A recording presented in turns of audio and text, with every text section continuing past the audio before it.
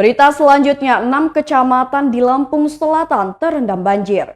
Banjir merendam sejumlah rumah di 6 kecamatan yang ada di Kabupaten Lampung Selatan pada Sabtu 25 Desember 2021 malam.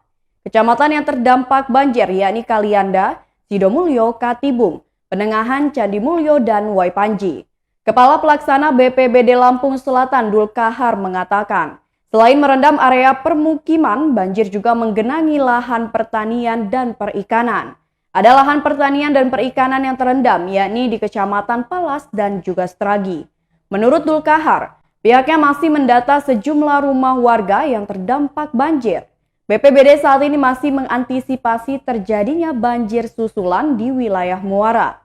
Sekarang ini air akan turun ke wilayah yang rendah yakni Muara. Itu yang akan diantisipasi. Ia juga mengimbau kepada masyarakat agar selalu mewaspadai potensi bencana, terutama angin kencang dan petir itu yang datangnya tidak bisa diperkirakan. Sekap Lampung Selatan Tamrin mengatakan, banjir yang merendam sejumlah kecamatan tadi malam sudah mulai surut.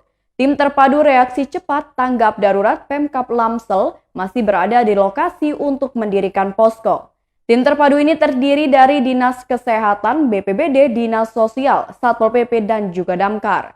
Untuk mengantisipasi dan kondisi apabila terjadi banjir susulan, serta mengambil langkah pendataan dan memberikan bantuan saat banjir dan pasca banjir. Tamrin mengimbau masyarakat untuk tetap waspada, mengingat kondisi cuaca saat ini tidak menentu. Apalagi saat ini curah hujan intensitasnya itu sedang tinggi. Kabak Ops Polres Lampung Selatan, yakni AKP Tangguh Setia mengungkapkan, pihaknya ikut membantu untuk menangani banjir tersebut. Aparat kepolisian bersama pemerintah daerah menyalurkan bantuan kepada warga yang terdampak banjir.